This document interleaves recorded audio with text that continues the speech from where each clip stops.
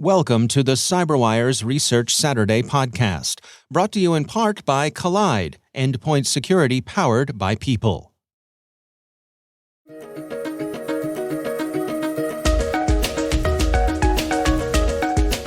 Hello, everyone, and welcome to the CyberWire's Research Saturday. I'm Dave Bittner, and this is our weekly conversation with researchers and analysts tracking down threats and vulnerabilities, solving some of the hard problems of protecting ourselves in a rapidly evolving cyberspace. Thanks for joining us.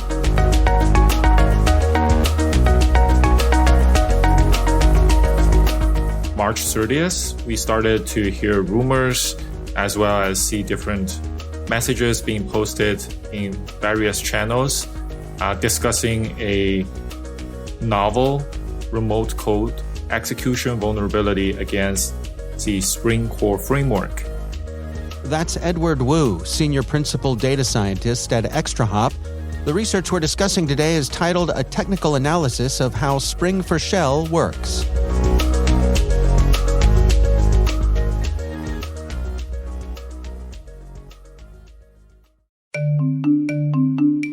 And now, a word from our sponsor, Collide. Collide sends employees important, timely, and relevant security recommendations for their Linux, Mac, and Windows devices right inside Slack. Collide is perfect for organizations that care deeply about compliance and security, but don't want to get there by locking down devices to the point where they become unusable. Instead of frustrating your employees, Collide educates them about security and device management while directing them to fix important problems.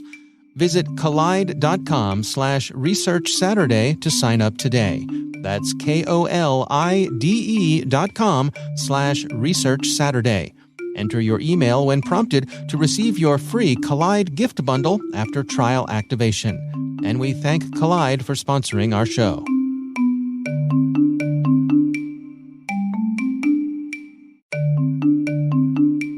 If you've spent a lot of time and money fighting automated attacks but still feel like you're losing the battle, you're not alone. The truth is, bad bots adapt in seconds and evade expensive, difficult-to-maintain defenses. Now there's a better way with Casada. Casada has flipped the script on bots, ending the game of whack-a-mole. Casada's elegantly simple yet superiorly effective approach puts the burden where it belongs, on the attackers, not your business. Stopping bad bots for good. Casada takes just 30 minutes to deploy and shuts down malicious automation in real time with no manual setup, no annoying CAPTCHAs, and no complex rules to manage. Casada stops the bot attacks others can't. Start today with a free instant test at casada.io/cyberwire. That's KASADA.io/cyberwire. And we thank Casada for making it possible to bring you Research Saturday.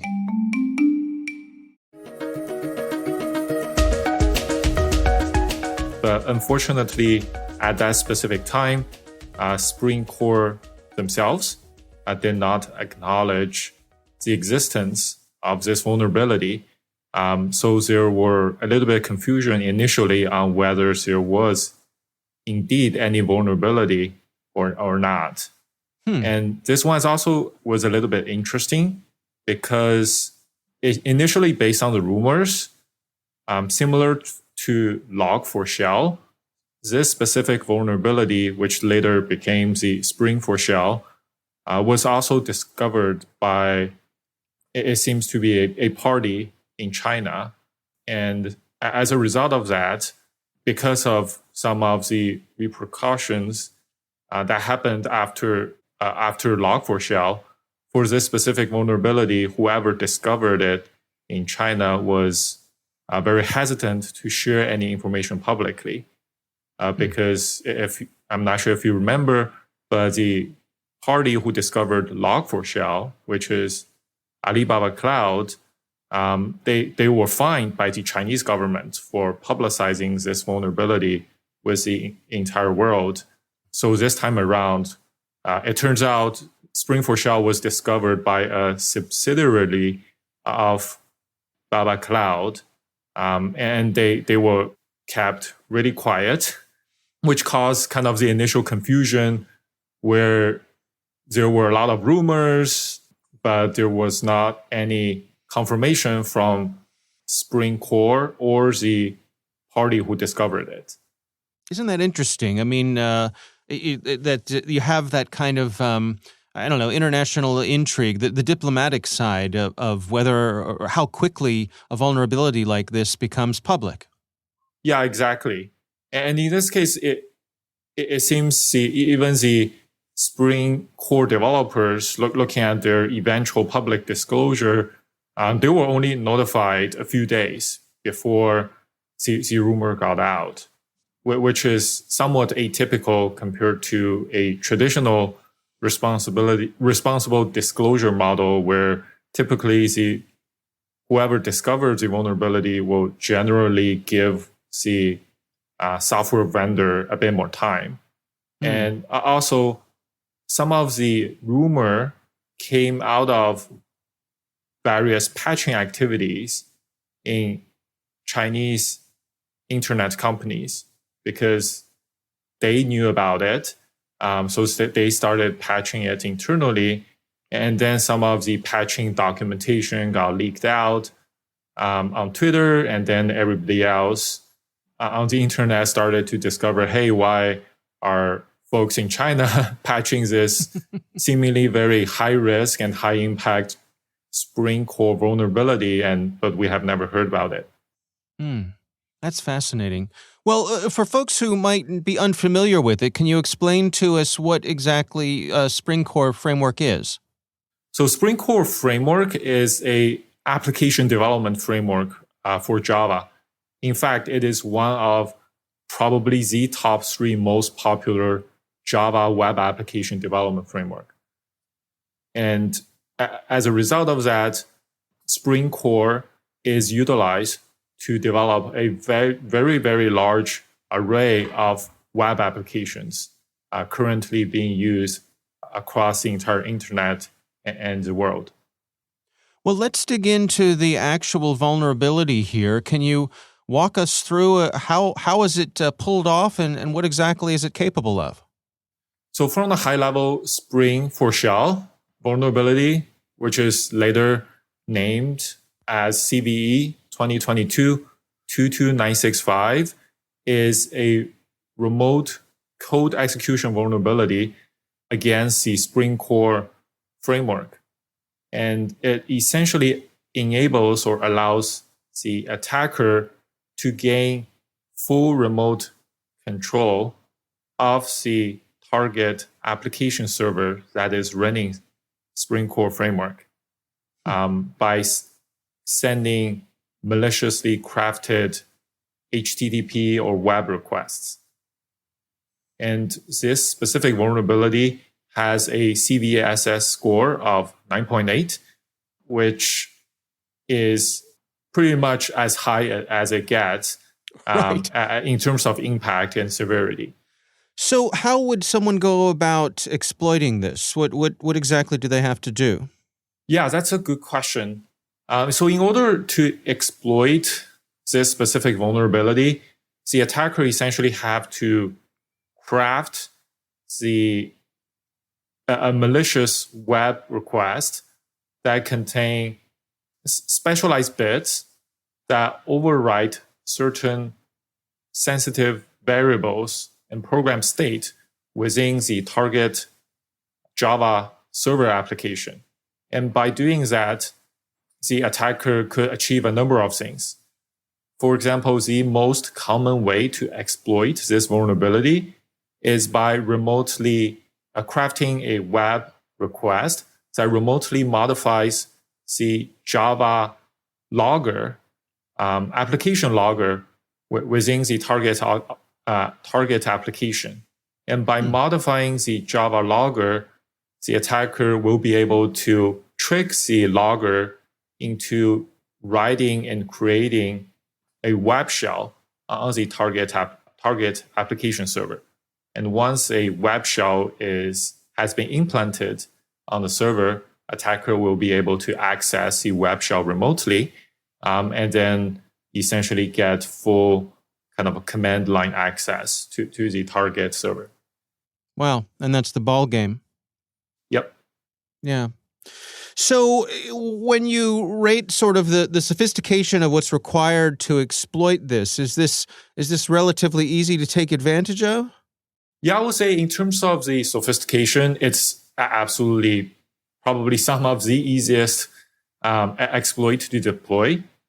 The only caveat with the exploit is not all web applications developed by Spring Core framework are vulnerable.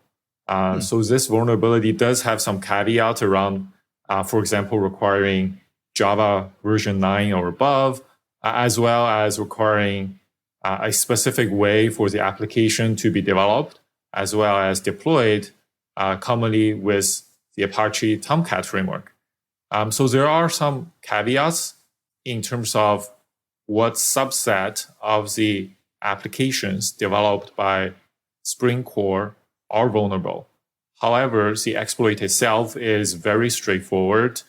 It, in fact, require just a single HTTP or web request to generate or implant a web shell on the target server. And do you have a sense for how much this is being exploited, or are folks out there taking advantage of this?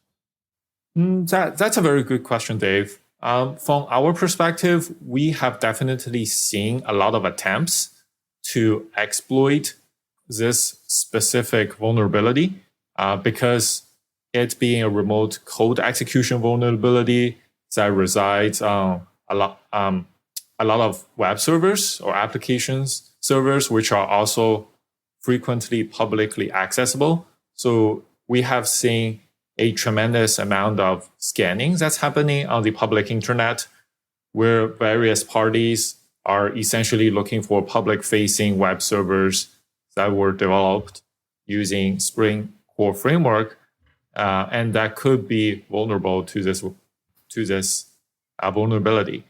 However, in terms of the actual success of the vulnerability, we have definitely seen a few cases, but I would say in general, it doesn't look, based on what we have seen and what we know today, it doesn't look like a lot of the exploitation attempts has been successful. And I think this has to do with a few reasons. The first being this vulnerability requiring or having some caveats that makes it not globally applicable to every single application developed by Spring Core. In addition to that, Spring Core framework did do a good job by quickly publishing a patch as well as a workaround for the application developers so that they could secure or patch their existing deployments of Spring Core fairly quickly. So in addition to the patch, do you have any other recommendations for how folks should best mitigate against this? So patching and is definitely obviously the most important aspect of it. However, Spring Core itself being a part of a kind of a core component of the open source software supply chain, there are also a number of steps that businesses could take to mitigate their risk against this specific vulnerability, as well as to some extent the future iterations of other open source software supply chain vulnerabilities. And the first part is around asset identification as well as inventory, in being able to identify different applications running in the environment, as well as the different types of open source software that are executing or residing on those servers. So that's one.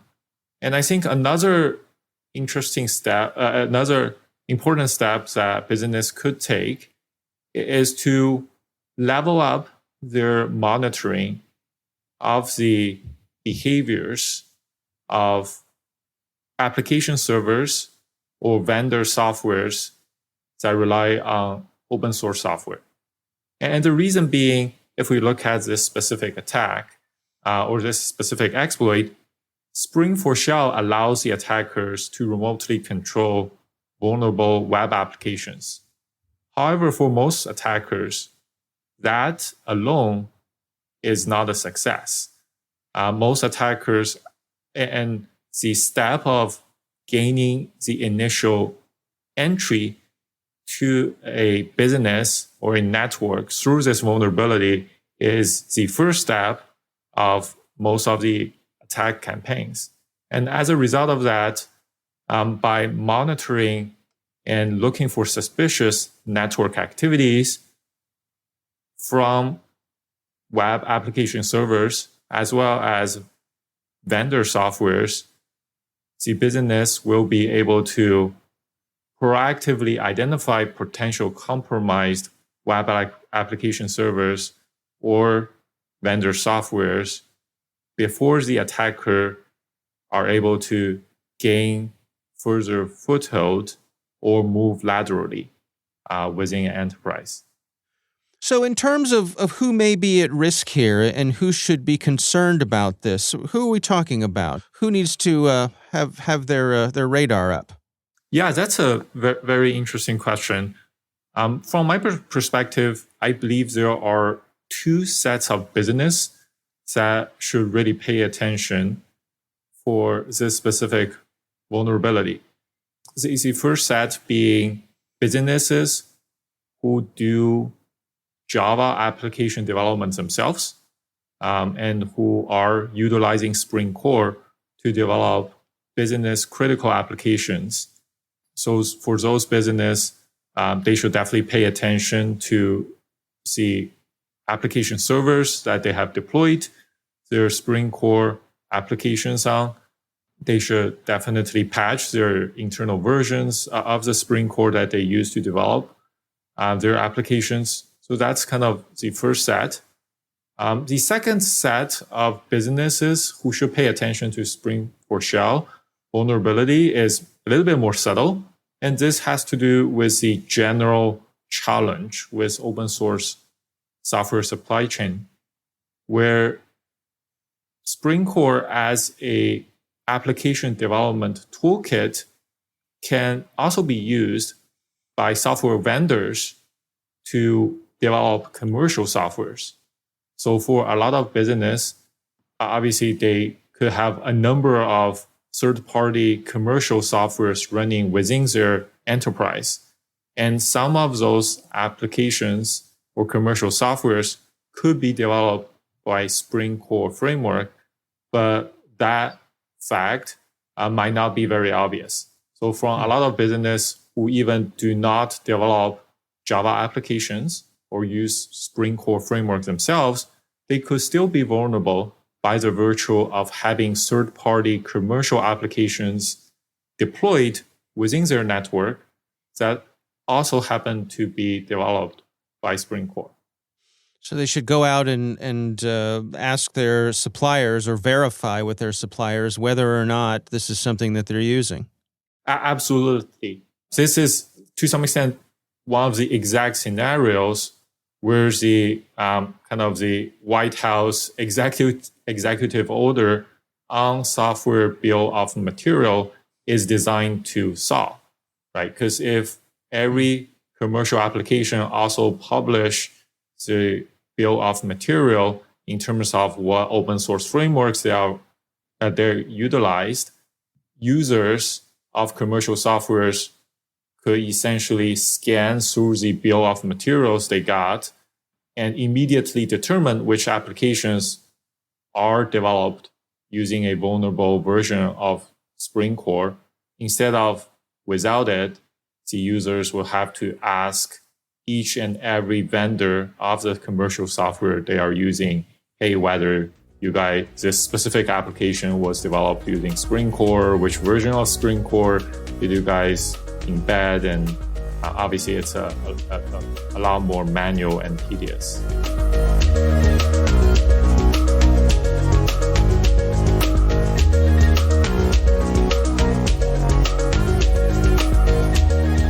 Our thanks to Edward Wu from ExtraHop for joining us. The research is titled A Technical Analysis of How Spring4Shell Works. We'll have a link in the show notes.